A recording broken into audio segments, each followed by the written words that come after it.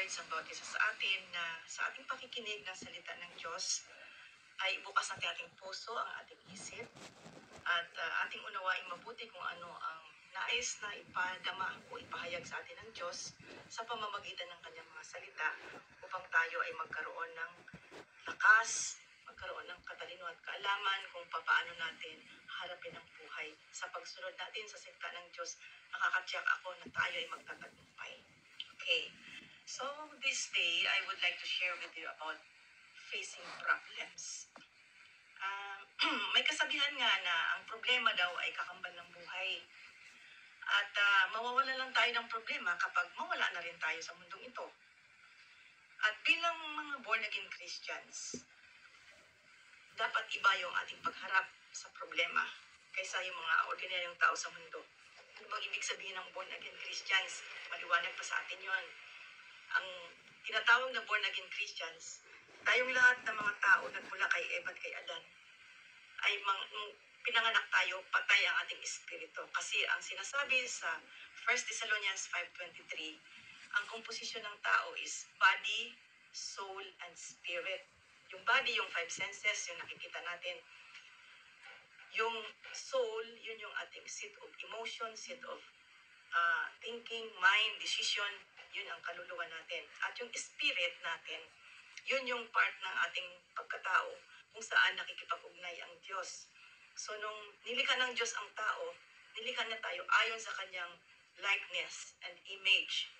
So, yung spirit, because God is a spirit, He has given us also a spirit, at doon nakikipag-communicate ang Diyos. Kaya si Eva at si Adan noon nakikipag-usap sila sa Diyos kung paano nakikipag-usap ang tao sa tao, kasi ang kanilang espiritu ay buhay. Subalit, binigyan ng test ng Diyos ang tao kung talagang susunod siya ng malaya na hindi napipilitan, at kung talagang mamahalin na ang Diyos ng pusa, binigyan niya ito ng test. Nung sinabi ng Diyos na pwede niyong kainin ang lahat ng prutas sa gitna ng paraiso, sa loob ng paraiso, pero mayroong isang fruit, punong kahoy dyan na ang tawag ay the tree of the knowledge of good and evil. Yung bunga nun, huwag niyong kakainin, because the moment you eat thereof, you shall surely die. Kinain ni Eva at ni Adan, kaya namatay yung kanilang espiritu, and later on yung kanilang katawan. So tayong lahat na nagmula kay Eva at kay Adan, pinanganak tayong patay ang ating espiritu. Pero nung unang nilikha ng Diyos ang tao, buhay ang espiritu. Kaya yung espiritu namatay ay mula nung si Kristo Jesus ay tinubos tayo sa ating mga kasalanan. Yung kung tayo kumilala kay Jesus bilang Panginoon na tagapagligtas, tinanggap natin siya. Yung ating espiritong patay na buhay na ngayon. Kaya tinatawag na born again. Kasi dating may buhay, namatay, tapos nabuhay na mag-uli. Dahil kay Kristo, yung ating espiritong patay, nabuhay na mag-uli. Kaya ang tawag sa atin, born again Christian. It's not a form of religion. It is a relationship with God. Yung ating espiritong patay, nabuhay na. Kaya may relasyon na tayo malapitan sa Diyos. Maliwanag ba pag tinawag na born again? Okay. So, sabi ko nga, tayong mga born again Christians, dapat iba na yung pagdala natin ng problema. Yung mga tao sa mundo, yung walang Kristo, ang kanilang pagdala ng problema, nakapatong sa ulo, nakalagay sa balikat, kip pa, pit pa, kaya bigat na bigat sa problema. Tayo dapat ng mga born again Christians, ang problema wala sa ibaba ng ulo, wala, hindi pinapasan, hindi binibit-bit, tinatapakan, nasa ilalim ng ating mga paa. Sabihin mo sa sarili mo, hindi ko na papahirapan ang sarili ko, hindi ko na dadalhin ang problema ko, tatapakan ko ito, kasi kasama ko si Kristo. Okay ba yun? Okay, so, kasi ayaw ng Panginoon na tayo ay naghihirap. Gusto ng Panginoon na bigyan tayo ng buhay na masagana at kasiyasiya. Subalit meron tayong kalabang si Satanas na gusto niya tayong laging pagnakawan, gusto niya laging sirain at patayin. Yun ang kanyang gawain. Pero dapat alam natin kung paano natin ito lalabanan at kung paano natin i-enforce ang will ng Lord sa ating buhay para magkaroon tayo ng buhay na masagana at kasiyasiya. Okay. What are the ways on how to face problem? Pero bago po tayo magpatuloy, sandali muna tayong manalangin. Amang banal, salamat po sa iyo pong pagkilos sa aming mga buhay. Dalangin po namin sa mga oras na to, bigyan mo kami ng katalinuhan at kaalaman na nagmula sa iyo, and let your anointing flow upon each and every one of us. Use my voice, O God, anoint it, O Lord God, to speak to my brothers and sisters para silang lahat po, Panginoon, ay maging matatag sa kanilang buhay at mapagtagumpayan ang anumang problema kanilang kinakaharap. Gabayan mo pong bawat isa sa amin, ito aming dalangin sa pangalan ni Jesus. Amen. So, ways on how to face problems. Number 1, accept problems as part of life. Tanggapin natin na talagang may problema. Talagang nangyayari sa mundong ito. Sabi nga, part of life ang problema. Sabi doon sa Ecclesiastes chapter 1 verse 8, all things are wearisome. Ang lahat ng bagay ay nakakabagot. Hindi makayanang ipaliwanag. Talagang ganun, maraming mga bagay dito hindi maipaliwanag sa mundong ito. At si Jesus din ay nagbigay rin ng statement about tribulations in this earth. Sabi sa John 16:33, in this world you will have tribulation, but be of good cheer, for I have overcome the world. So sa mundong ito ay magkaroon ng mga kahirapan, pero magalak tayo dahil napagtagumpayan na ni Kristo ang mundong ito. At kung si Kristo ay tinanggap natin, mapagtatagumpayan din natin. Tama? Kasi napagtagumpayan na ni Kristo at siya'y nasa atin, kaya mapagtatagumpayan din natin. It's very natural to have problems, so we need not to worry too much about it. Instead, accept it so that you will not suffer torture in your heart and your mind. Kasi pag lagi mong iniisip ang problema, talagang parang hindi mo matanggap na may problema, parang kang tinutorture eh. Sabi doon sa Lucas 21 verse 14, but make up your mind not to worry beforehand how you will defend yourself. So maliwanag dito na it is a decision, it is a choice to make. Kailang ipanatag mo ang iyong sarili na huwag kang mabahala. Make a decision na ipanatag ang sarili. Because worrying is a bad habit. At mag-worry ka man ng mag-worry, wala rin namang mangyayari. So, accept problems as part of life. Dahil kung walang acceptance, para kang tinutorture, parang hindi ka mapalagay na nanginit-ngit ka, lungkot ka, dahil hindi mo tanggap na nangyari yan, hindi mo tanggap na ganito ang problema. So, una sa lahat, tanggapin mo na may problema. Ganyan talaga ang buhay. Pangalawa, pray for strength to face the problem and wisdom and knowledge to solve it. Hingi ka ng lakas sa Panginoon kasi mahina tayo sa ating sarili at katalino at kaalaman kung paano natin ito masosolve. Kasi pag may dumating na problema, para tayong nanghihina agad nawawalan tayo ng lakas. So, pray for strength para makayanan natin. At masasabi natin kagaya ni San Pablo, sinabi niya sa Philippians 4:13, I can do all things to Christ that gives me strength. Kaya kung nag-pray ka ng lakas, makakayanan mo yan kasi ang strength ng Panginoon nasa sayo. Sabi sa Philippians chapter 4 verse 6, pag may problema, sabi gano'n, do not be anxious about anything, but in every situation, by prayer and petition, with thanksgiving, present your request to God. So, huwag tayong mabalisa sa ating mga bagay, kundi sabihin natin sa Panginoon sa pamananalangin at nang may pasasalamat ang ating mga pangailangan at tutugunin tayo ng Diyos. Because when we pray, di ba pag may problem, parang gulong-gulo tayo, yung isip natin parang punong-puno, hindi natin alam. But when we pray, it clears our mind. It clears also our emotions, parang nagkakaroon tayo ng kapayapaan ng ating pakiramdam. Kaya sabi doon sa Philippians 4:7, pagkatapos ating sabihin sa Panginoon ang ating mga pangailangan, and the peace of God that transcends all understanding will guard your hearts and your minds in Christ Jesus. So yun, ang kapayapaan ng Diyos ang mag-guard sa ating puso at isip. So why worry if you can pray?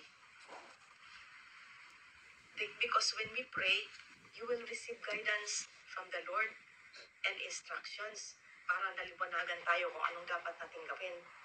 Pagka nagpipray kasi tayo, ako sa karanasan ko, pag nagpipray ako, pag may problema ako, hindi ko, kasi pag may problem ako, suddenly, sa biglang parang hindi ko alam kung anong gagawin ko, paano ko masunod ang problem na ito, lalo pag mabigat.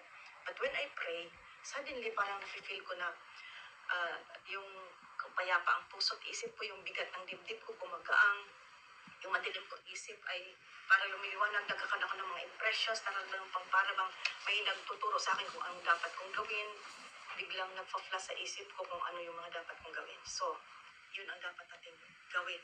Pagkatapos mong natanggap mo na yung problema, manalangin ka ng lakas, katalinuhan at kaalaman.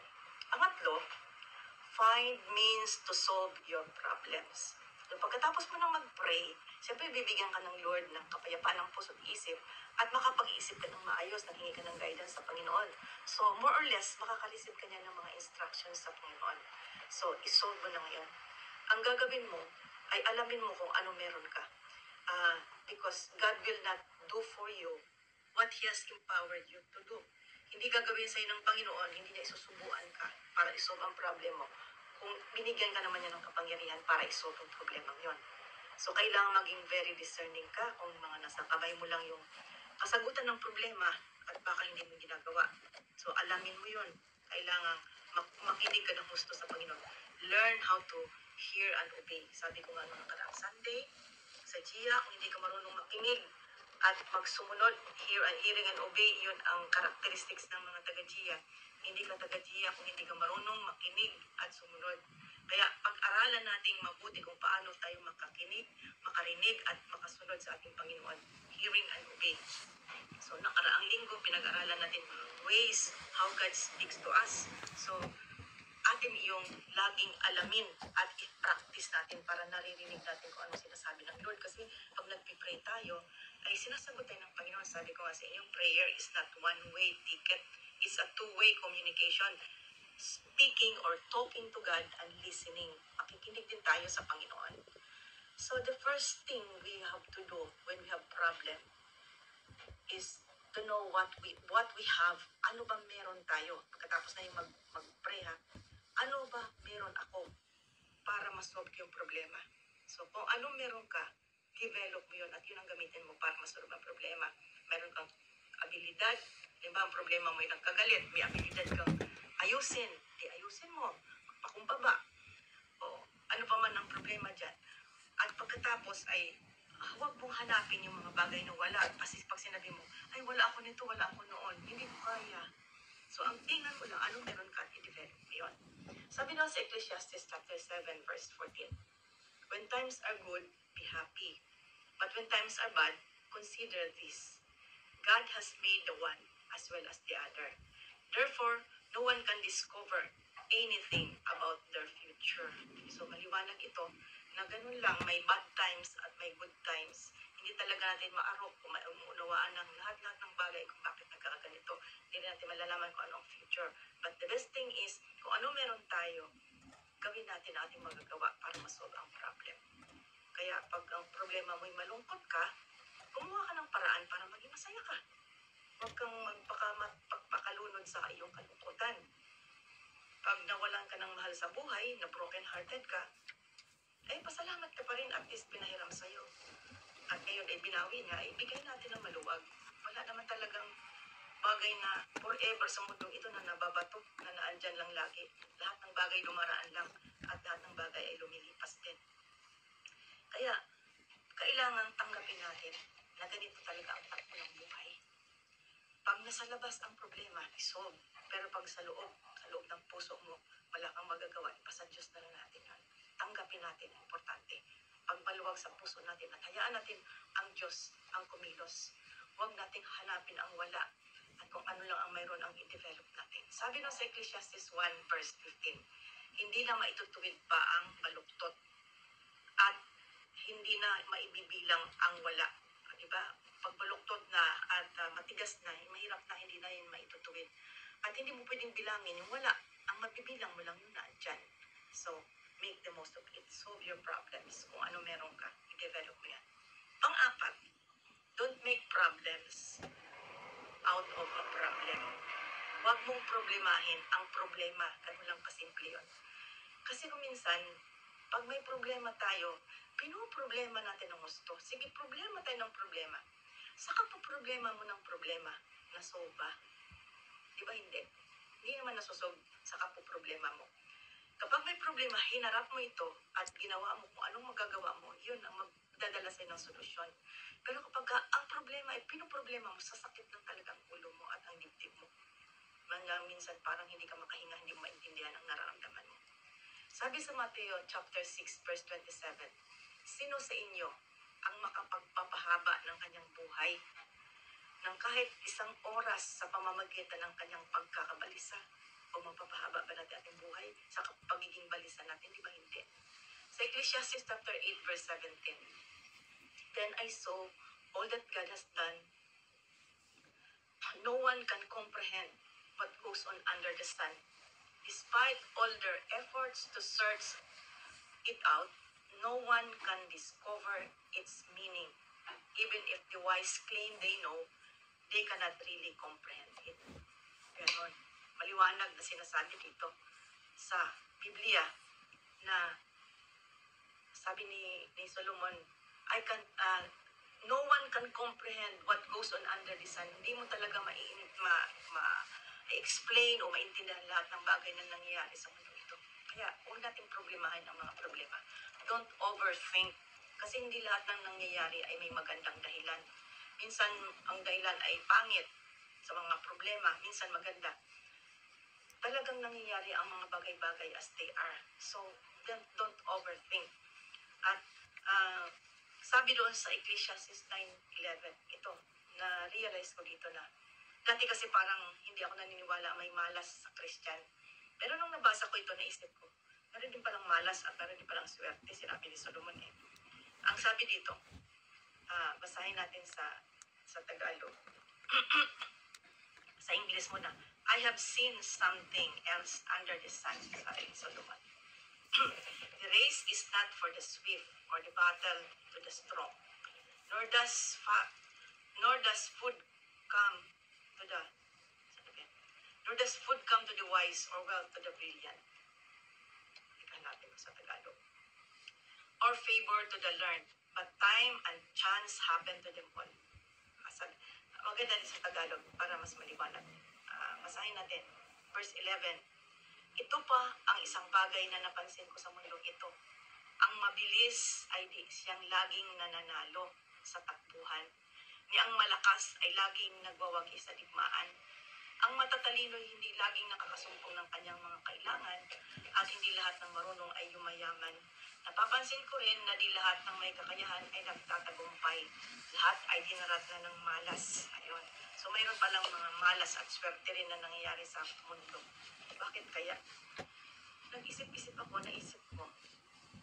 May mga nabasa rin ako na ang Diyos, nung nilikha niyang lahat ng bagay sa mundo ito, pati tayong mga tao, may mga batas siyang binigay. And may order siya sa lahat ng bagay. At yung mga batas na yun dapat may mga law of nature at law of the land, whatever, binigay niya. So kinakailangan, at binigyan niya ang tao ng freedom of choice. Hindi niya kinukontrol ang tao at hindi niya kinukontrol lahat ng sitwasyon na para bagang makina na kailangan ino-operate, may tinitingnan kung ano. Hindi ganun ang pagtrato ng Diyos sa sanlibutan nilikha niya. Binigyan niya ang kanya-kanyang kapangyarihan, ng kanya-kanyang abilidad, ng kanya-kanyang rules and regulations na sundin para tumakbo ng maayos. Sometimes God intervenes, sometimes do not. Kaya may mga tinatawag na may milagro. So, kasi minsan iniisip natin na, bakit ako pinabayaan ng Diyos? Bakit nangyari sa akin ito, Lord? Ano bang kasalanan ko? Ano bang nangyayari? Para bang laging iniisip natin na obligasyon ng Lord ng bawat moment, every moment of our life ay kailangang tama, kailangang maayos, kailangang wala kang problema, kailangang maganda lahat ng nangyari sa buhay mo. No, it's not like that. Hindi ganun ang takbo ng mundo. Binigyan tayo ng Diyos ng katalino at kalaman, binigyan tayo ng lahat ng ating kailangan, gawin mo ang nararapat. Kung nagka-problema ka dahil mali ang desisyon mo, panindigan mo yan, tanggapin mo, at hayaan mo may kalutasan din yan. Darating ang panahon na magkakaroon din ng kalutasan ng lahat ng bagay. So, huwag natin laging iisipin na para bang ang Diyos lagi ang may kasalanan o may pagkukulang kung tayo ay naghihirap o tayo ay nagkakaproblema. Sabi nga, hindi lahat ng matutuloy tumakbo ang nananalo. Dinatnan lang sila ng malas. Malay mo, dinatnan ka lang ng malas. Bukas makalawa, may swerte rin natin sa buhay mo. So, ganun ang pangyayari sa mundo ito. Kaya, tanggapin natin kung ano man ang nangyayari sa ating buhay na mga problema para hindi tayo masyadong nahihirapan. So, napakalaga na huwag nating problemahin ang mga problema. Hayaan natin ang problema yan. ipagsadyos natin yan at gawin natin yung makakayanan natin para masolve. Panglima, set aside some problems at the moment. Bakit i-set aside? Kasi may mga problemang may kalutasan kaagad.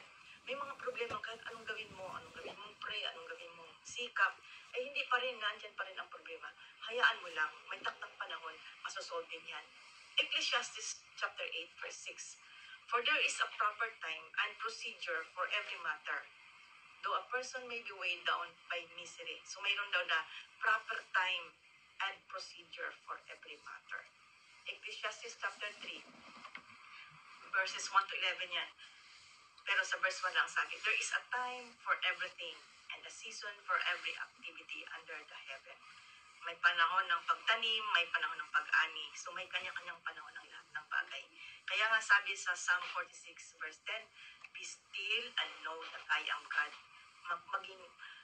Mapanatag lang tayo at alamin natin ang ating Panginoon. Kilalanin natin ang ating Panginoon. So ano-ano ba yung mga problema na nasusolve lang sa sarili niya? Halimbawa, ikaw ay nakabili ka ng damit para sa iyong anak, ay na-miscalculate mo, pagdating mo sa bahay, ay ang laki pala. Ay nawala mo na yung resibo, hindi mo na maibalik. Di pinoproblema mo yun. Hayaan mo lang, isang tabi mo lang muna. Pagkatapos ng ilang panahon, magkakasanyan yun sa anak mo kasi mabilis na naman lumaki ang anak mo eh. O nagkagalit. Eh, minsan may mga taong paggalit at sinuyo-suyo mo, lalong nagagalit. Hayaan mo lang muna sila. Na pag lumipas na yung galit yan, maya-maya makita mo, bati na kayo. So may mga bagay, may mga problema na nasosolve by itself. So, huwag mo nang problemahin yan. Set aside some problems. Just be discerning and be spirit-led. Kasi kapag kamali ang timing mo, lalong lumalala ang problema. Okay, number 6. Don't over-focus on the problem. Huwag masyadong nakatingin sa problema. Kasi pag naka-over-focus tayo sa problem, lalong nagiging malabo yung iyong pag-iisip. Lalong bumibigat sa iyong puso. Kasi tingin ka ng tingin sa puro problema na lang laman ng isip mo. Pag tulog mo, may problema ka. Pag gising mo, nandun pa rin ang problema. Kaya wala kang kapayapaan, naandyang nahirapan kang huminga, naandyang nai-stress ka, tumataas ang BP mo, parang nilalanggat, hindi mo maintindihan. So, don't over-focus on problems. Anong dapat gawin? Pagkatiwala sa Diyos. Tingnan mo, look unto Jesus, the author and finisher of our faith. Sa Kanya tayo tumingin, huwag sa problema. Mayroong magandang illustration dyan si Kuya Ben, yung founder ng Chia. Sabi niya, alin ang mas malaki? Yung piso o yung araw? Siyempre, sasabihin natin, araw, siyempre, mas malaki. Pero alam niyo ba, sabi niya, kung minsan, yung piso nagiging mas malaki kaysa sa araw. Kasi pag ang piso dinikit mo sa mata mo, hindi mo na makikita ang araw. Yung piso na lang ang nakikita mo. So, pag ang problema, ang lagi mong tinitingnan, mas malaki pa yan sa Diyos. Yung Diyos, parang oh, Lord, parang wala nang proofs, kasagutan itong problem. Parang bang wala nang magawa ang Diyos para masolve ang problema mo. Kasi ang problema mo, paulit-ulit at nagpapatuloy. Pero pag tumingin ka sa Diyos na mas malaki kaysa sa problema mo, malilimutan mo yung problema mo na mas maliit lang pala yan. Sabi doon sa 1 Corinthians chapter 10, verse 13. Kasi kung minsan, bigat na bigat tayo sa problema at iniisip natin, ang problema ko, hindi mo naranasan, kaya hindi mo ko maintindihan. Pero ang sabi ng Panginoon doon, wala pang pagsubok o problema na dumating sa inyo na hindi nararanasan ng lahat ng tao. May kanya-kanya tayong problema, kanya-kanyang anggulo, kanya-kanyang bigat, kanya-kanyang forma. Tapat ang Diyos at hindi niya ipahihintulot na kayo ay subukin ng higit sa inyong makakaya. Sa halip, pagdating ng pagsubok, bibigyan niya kayo ng lakas upang mapagtagumpayan iyon. So, di ba napakabuti ng Diyos? Hindi natin bibigyan ng problema, hindi natin kaya. Kaya huwag nating i-over-focus yung ating attention sa problema. Sa Diyos tayo tumingin. Ang Diyos ay hindi maramot. Ang Diyos ay mapagmahal. Sabi nga niya, ako'y dumating upang bigyan kayo ng buhay na masagana at kasiyasya. So, sa halip na tumingin ka sa problema ng tingnan mo ano yung mga nakabara sa buhay mo. Kung bakit hindi ba solusyonan ang problema mo. Kasi ang Diyos laging naandyan, nagbibigay ng blessing, nagbibigay ng solusyon. Kaya lang kung minsan, tayo ang problema. may mga bara sa ating buhay. Kaya hindi nag-flow yung blessing. Hindi tayo napapakinggan sa ating panalangin. Diba sabi ni David, if I hid iniquity in my heart, the Lord will not hear me. So, pray ka ng pray, bakit hindi ka pinapakinggan ng Diyos? May mga kasalanan ka pala nakatago. So, pagsisihan ng kasalanan, iwanan ng kasalanan. Para kapag nag-pray tayo, pakikinggan tayo ng Panginoon. Sa Ecclesiastes 7 verse 8, ang sabi nga nun, the end of a matter is better than its beginning, and patience is better than pride. So, kailangan nating isipin yun, no? Na yung pride natin ay dapat ay isang tabi natin. Kasi kung minsan, malaking hadlang yung pride sa solusyon ng ating mga problema. Dahil hindi natin isuko, ayaw natin, kumbaga saan mo ayaw natin mapintasan, ayaw natin mapulaan, ayaw natin may masabi ang ibang tao sa atin. Pag ginawa mo ganito, ginawa mo ganyan, matuto tayo magpakumbaba. Matthew 6:34, therefore do not worry about tomorrow, for tomorrow will worry about itself. Its day has enough trouble of its own. Kaya huwag tayong mag-isip, mag-worry sa mga problema. Hayaan natin ang problema magproblema sa sarili niya. So, do not over-focus on problems. And lastly, number 7, benefit and learn from problems. Because problems are great teachers. Alam niyo ba yun? Matuto tayo sa mga problema natin. Sabi sa Proverbs 24 verse 16, for though the righteous fall 7 times, they rise again. Ayun. Isang malaking katuruan sa atin ito, na kapag righteous pala tayo, kahit man tayo ay madapa, mabangon pa rin tayo. Kahit nagkagdan mga maraming problema, masosolve pa rin yun.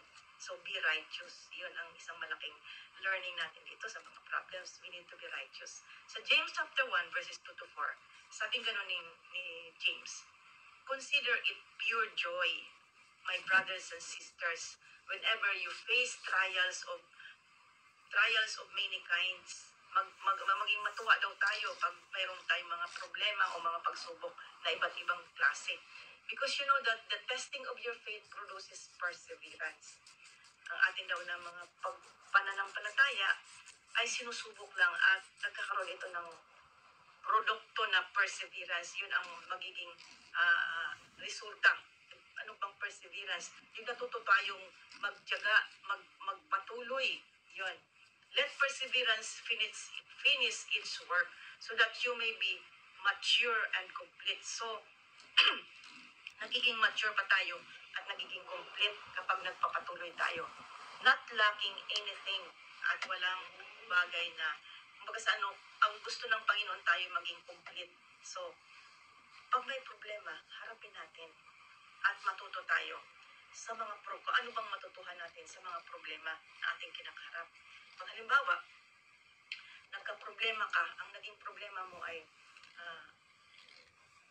sabi mo, pagpihira naman, hindi mo naman ako niligaw-ligawan nito, hindi naman ako na-in love, pagkatapos na na-in love ako, iniwanan lang ako, sinaktan lang ako, iyak na iyak ka. But, mayroon ng kasabihan na, it's better to have loved and lost than not having loved at all. So, mayroon ka ring lesson doon na at least natuto kang magmahal. Diba?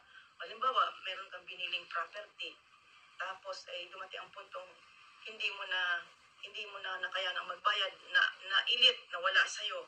Siyempre, lungkot na lungkot ka dahil sayang yung pera mo. At least, mayroon ka rin matutuhang leksyon doon na dapat bago ka mag-invest, sabi nga, tingnan mo muna kung mayroon kang capacity na mabayaran mo yon. Huwag kang magtiwala sa future na hindi mo pa hawak. Diba? Sa Bible din yan na kung lalaban ka, titingnan mo na yung army mo kung kayang labanan yung kalaban. Kung hindi, huwag ka nang makipaglaban. Kasi minsan meron tayong mentality na wala pa, kinakount na natin. Itlog pa lang, kinakount na natin sisiw. O pagdating ng panahon na hindi mo na pala kaya, o magsisisi tayo ngayon. So, mayroon din tayong leksyon na huwag pumasok sa mga bagay na wala kang kasiguraduhan. Napakahirap kasi yun kapag hindi ka sigurado tapos pumasok ka. So, problems can make us better or bitter. Ano bang magkaiba ng better at saka bitter. Yung better ay mabuti, ibig sabihin. Bitter ay masama ang loob o mapait, bitter. Yung bitter ay, ibig sabihin, pag I am there, nandun kasi ako, kaya ako naging bitter. Yung aking pride, usually, ano ang nagbibigay sa atin ng bitterness? Yung pride natin eh. Para hindi natin matanggap na natalo ka, na naganyan ka, hindi mo matanggap na ganyan ang nangyari sa buhay mo.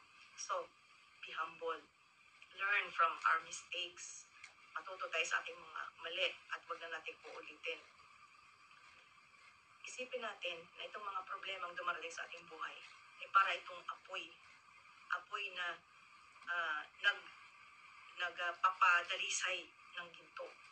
Pero itong apoy na nagpapadalisay ng ginto, this is also the same fire that burns a building. Ganon din, the same fire that that melt the wax, no? Yung natutunaw yung kandila, is the same fire that hardens the steel. Ito rin yung fire. Parehas lang. So, mag-decide tayo pag dumating ang problema. Ano ka ba? Ikaw ba ay steel o ikaw yung wax? So, it's better to be still para lalo tayo magiging matatag pag dumaraan tayo ng mga problema. Sabi doon sa 2 Corinthians 4, verses 8 to 9 and 17. Kabilaan ang pagpapahirap sa amin, sabi ni San Pablo. Ngunit di kami nalulupig. Kung minsay, nababagabag kami, ngunit di nawawalan ng pag-asa. Tingnan mo yung ano ni San Pablo, yung mga words niya. Grabe yung mga pinagdaan niyang problema. Pero dahil ang kanyang pananampalataya sa Diyos, hindi siya nakatingin doon sa mga problema niya.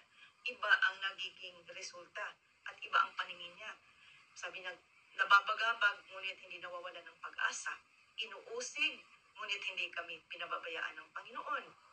Napapabagsak kami, ngunit hindi tuluyang napapatay. Ang bahagya at panandali ang kapighati ang dinaranas namin, bahagya lang daw yun, no? At panandalian lang na dinaranas, kapighatian. Pero grabe, ilang beses si San Pablo na nabingit sa kamatayan ang kanyang buhay.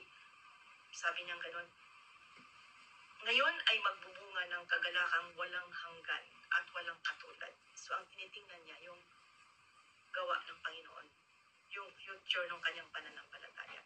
Baliwala lang sa kanya yung mga pinagdadaan niya ng mga problema. Kaya, pag-aaral natin si San Pablo, na he is learning from his experience. At hindi siya nakatingin doon sa mga problems, sa mga pinagdadaanan niyang masasakit at mahirap. Nakatingin siya sa Panginoon. Kaya kaya niya. Ganun din tayo. Eh sabi sa Philippians 4:12 and 13, naranasan ko na ang maghikahos, sabi ni San Pablo. Naranasan ko na rin ang managana. Natutuhan ko na ang sikreto kung paano masiyahan sa anumang kalagayan sa buhay. Ang mabusog o ang magutom, ang managana o ang maghirap. Ang lahat ng ito'y magagawa ko dahil sa lakas na kaloob sa akin ni Kristo. I can do all things through Christ that gives me strength. You can also do all things through Christ that gives you strength. Ano man kahirap ang problemang daranasin ng bawat isa. Kaya mga kapatid, gusto kong encourage ang bawat isa sa atin. Lagi isipin natin, paano natin harapin ang problema? Paano ko harapin ang problema? Una, accept problems as part of life. Pag natanggap mo yan, bahagi talaga ng buhay ay problema. Mawawala lang natin ang problema pag pantay na yung ating mga paa. At least kung alam natin talagang ganyan ang buhay, tanggap natin, magaang sa ating kalooban. Pangalawa, pray for strength to face your problem. Kasi pag sarili mo lang, manghihina ka. And wisdom and knowledge nang mula sa Panginoon para alam mo kung paano isolve. Yun ang dapat natin gagawin. Dahil napakahalaga ang pagkilos ng Diyos sa ating buhay. Pag wala ang Panginoon, mahihirapan tayo. Pangatlo, find means to solve your problems. Gumawa ka rin ng paraan kung paano mo isosolve ang problema mo. Anong meron ka, gawin mo paraan. Gawin mo yun. Kung ano meron ka, yung magagawa mo, gawin mo. Kung ano hindi mo magagawa, ipagkatiwala mo yan sa Diyos. Pang-apat, don't make problems out of a problem. Huwag mong problemahin ang problema. Hayaan mong magproblema sa sarili niya. Ang importante, gawin mo kung anong kaya mong magawa. Pang-lima, set aside some problems at the moment. Huwag mong dalhin lahat ang problema, yung mga bagay namang hindi mo kayang masolve ka agad. Solve mo yung kaya mo, yung hindi. Isang tabi mo muna. Darating ang panahon masosolve din yan. And then don't over-focus on problems. Huwag masyadong nakatingin sa problem. Huwag laging ilagay ang piso sa mata mo, hindi mo na makikita yung araw. Kailangan tumingin ka kay Jesus as the author and finisher of your faith. And lastly, number 7 is benefit and learn from your problems. Napakaganda, di ba? So kung susundin lang natin yun, hindi tayo magiging miserable. Hindi tayo matutorture sa mga problema natin. Kasi, tingnan nyo ha, kapag may problema tayo, at pinoproblema natin yung problema, sinusundan natin ang ating emosyon, ng ating isip, ano ang nangyayari sa atin? Naandyang natutorture ka, na-stress ka ng gusto, nahihirapan kang huminga, parang punong-puno yung utak mong gusto mong lumipad, hindi maintindihan, gusto mong mawala sa mundong ito, gigil na gigil ka. So, tataas ang BP mo. Yung stress, yung organ natin, alam niyo ba yung mga internal organs natin, nagre-react yan sa stress. Naandyan na, nagkaka-ulcer, kung ano-ano, kung ano-anong mga resulta sa ating katawan because of stress. Then, nasolve ang problema mo. Pag nagproblema ka, pag nagwala ka, kapag naghimutok ka, pag nagmukmuk ka, pag lahat ng negative feelings ay nandyan sa'yo, nasolve ang problema. Di ba hindi? So, anong sabi? Dapat gawin natin, isagawa o sundin natin kung anong sinasabi ng salita ng Diyos. Sabi ni James o ni Santiago, magalak ka kapag ka nakakaranas ka ng mga problema. Magalak daw. Bakit ka nagagalak dahil sa problema? No, magalak ka sapagkat alam mo, tutulungan ka ng Diyos. Magalak ka sapagkat alam mo yung mga problemang yan ay kaya mo, I can do all things to Christ that gives me strength. Hindi, kasi kapag nagalak tayo, wala yung stress. Yung approach ba, yung attitude natin about problems, kung paano natin tinatanggap ang problema, malaking bearing yon, malaking bagay yun sa pag-solve ng problem. Kung paano mo dinadala ang problema, paano mo hinarap ang problema, doon nakasalalay kung paano masosolve ang problema mo. Kung nagtitiwala ka sa Diyos, ang pananampalataya mo ay ginagamit mo. Hindi mo pinatutulog, ginagamit mo. God can still make miracles. Naniniwala ko doon. Pero kung ang ginagawa pa rin natin, kung ano ang emosyon natin, iyon pa rin ang sinusundan natin at iyon pa rin ang namamayani sa ating buhay, talo tayo. In conclusion, gusto kong i-share sa inyo yung nabasa ko. I believe nabasa rin ninyo ito kasi nag-circulate ito sa internet. Mayroon daw isang nanay na pumunta sa tatay niya, matanda na yung tatay niya. Nagsusumbong siya doon sa tatay niya tungkol sa kanyang mga problema sa kanyang pamilya. Ang dami-dami ng problema, umiiyak siya doon sa tatay niya. Yung father niya is a chef. Ang ginawa nitong father niya, kumuha ng 3 kaldero. Nilagyan ng pantay-pantay na tubig at isinalang sa kalan. Pantay-pantay din ang apoy. Pagkatapos doon sa isang kaldero, nilagay niya yung patatas. Pagkatapos sa isang kaldero, nilagay niya yung itlog. At sa pangatlong kaldero, nilagay niya yung mga coffee beans, yung yung kape na hindi yung pino, kundi yung mga nilalaga. And after 20 minutes, pinatay na niya yung apoy. Tapos sabi niya, ang anak niya, sabi niya, tay, ano bang ibig mo sabihin sa mga ginagawa niya? Sabi ng tatay niya, tingnan mo ito. Sabi niya, itong patatas, ano bang napansin mo sa patatas? Sabi niya, kanina sabi niya, matigas yan. Pero pagkatapos mong nilaga, malambot na ngayon. Yung itlog naman, kanina ay, malambot sa loob niya, ay fragile. Pero ngayong pagkatapos na lagain, ay matigas na siya. Pero yung kape, ano nangyari? Kanina, sabi niya, ano lang yan, coffee beans. Pero nung nilagay sa mainit na tubig, ang bango, ang sarap inumin. So, ano ba ang ibig sabihin nito? Anong gusto ipahiwatig sa atin ng Diyos tungkol sa kwentong ito?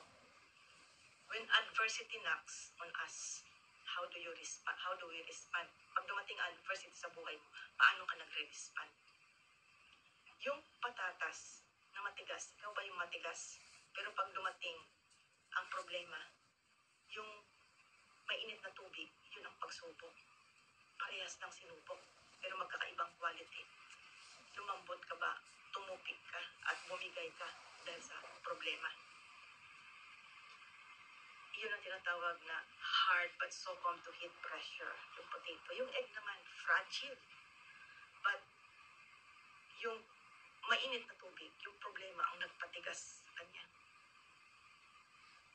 Or yung coffee beans, na because of the problem, yung mainit na tubig, naka-adapt siya at na-change ang form niya into a mabango at masarap inumin na kape.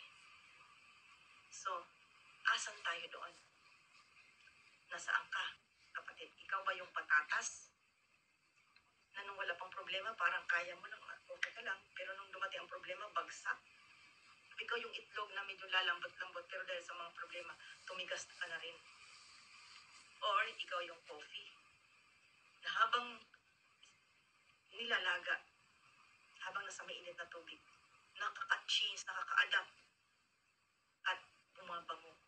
Nakikita ba si Kristo sa buhay mo? Dahil sa problema mo, o dahil sa problema mo, lalong lumidilim ang mundo mo. Kaya mamili tayo mga kapatid. Asan mo gusto? Dahil pareho lang silang dumaan sa mainit na tubig. Kagaya rin kanina sa binigay kong example, the same fire that melt the wax is the same fire. The fire that melt the wax is the same fire that hardens the steel. Ganun din. The same boiling water, nagpalambot sa potato, nagpatigas sa itlog, at nagpasarap sa kape. So choose what you are. Will you be a potato? Or will you be an egg? Or a coffee bean? So the choice is yours. Lahat tayo binigyan ng Diyos ng malayang pagpili kung paano natin haharapin ang buhay, kung paano natin harapin ang problema. Dahil ang buhay na ito, laging may problema. Tandaan natin yan, habang may buhay tayo, may problema. So sabi ko nga, kung paano natin hinaharap ang problema, nakasalalay doon kung paano natin masosolve ang problema. So I hope that each and every one of us ay naka-learn from the Word of God, naka-learn sa ating pinag-aralan ngayon, at magiging mas matatag na sa pagharap ng problema. Okay? God bless us all, and let us Hallelujah. Let us pray. Father, thank you for your goodness. I pray, O God, na ang iyong mga salita ay tumimo sa puso't isip namin at tunay nga po, Panginoong, makalearn kami. I lift up unto you my brothers and my sisters na kasama ko ngayon sa online, at na ikaw po, Panginoon, ang kumilos sa bawat isa. Pagkaluban mo po ang bawat isa, Panginoon, ng lakas sa araw-araw, kalusugan, kalakasan, at kagalingan mula sa mga sakit. Ikaw rin po, Panginoon, umabot sa pangailangan ng bawat isa, at hayaan mo po, Diyos, na ang iyo pong pagkilos sa aming mga buhay ay amin pong madama sa araw-araw, at kami po ay laging maging malakas, Panginoon, sa pagharap ng mga problema. Akin din pong itinataas sa iyo, Panginoon, ang kasama ang aming mga pamilya, na ikaw po, Panginoon, ang umabot sa aming mga pangailangan. At loobin mo, O Diyos, na kami patuloy na maging matatag sa buhay. Ano mang problema ang dumating, ano man, Panginoon, aming mga makakaharap na mga bagay-bagay sa buhay na ito, ay magiging matagumpay po kami dahil kasama ka namin. Lord, amin din po tinataas sa iyo aming gobyerno, ang aming bansa. Ikaw po, Panginoon, ang kumilos sa amin po, Panginoong bansa. Tulungan mo po kami sa aming mga problema, sa amin po mga politicians. Lord, we pray na sana po ay magkaroon ng maayos po, Panginoon, na governance sa aming bansa. Panginoon, ipuin mo po ang aming mga government leaders. Magkaroon sila, Lord God, ng malasakit sa aming bayan. Lord, have mercy upon us, Lord, na hindi po mabangkrap ang aming gobyerno sa takbo ng pangyayari ngayon, Panginoon. Mag-intervene ka po. At sa darating na election, nawa po, Panginoon, bigyan mo ng wisdom and knowledge ang mga Pilipino na iboto po yung nararapat, at hindi po mabili hindi po nila ibenta ang kanilang mga boto.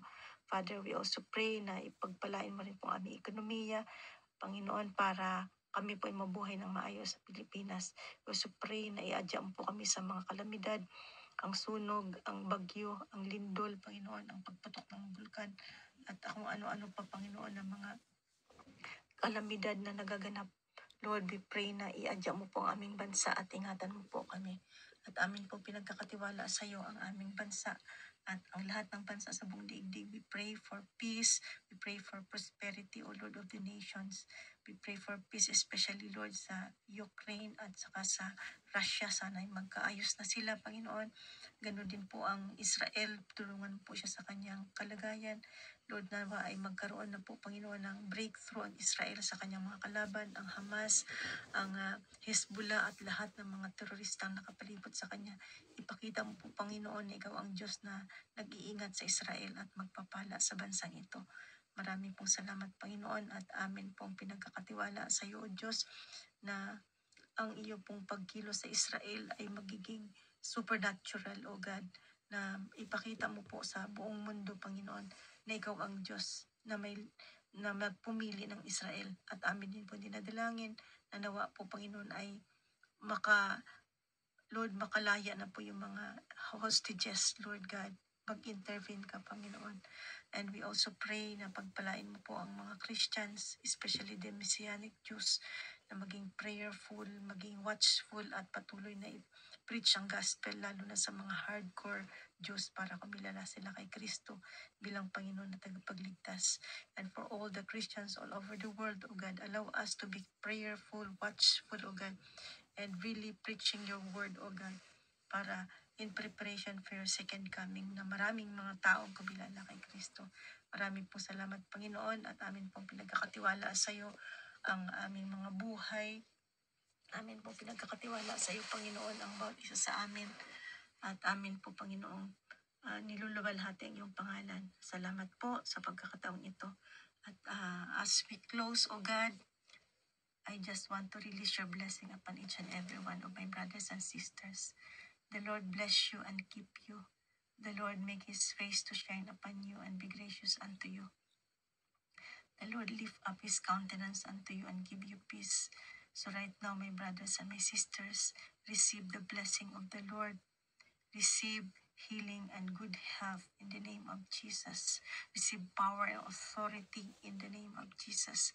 And right now, I decree and I declare that we will all live peacefully. We will all live in prosperity, free from deadly diseases and accidents in the name of Jesus Christ of Nazareth. Thank you, Lord, and we just commit to you our life. So right now, my brothers and my sisters, go in peace, in victory, and in liberty through Christ Jesus, our Lord and Savior. Amen and amen. God bless everyone. Bye-bye. See you next time. Naka-record tong aking preaching at ako'y last na magpupunta ako sa Iceland. So God bless everyone and see you next week, next Sunday. Bye-bye.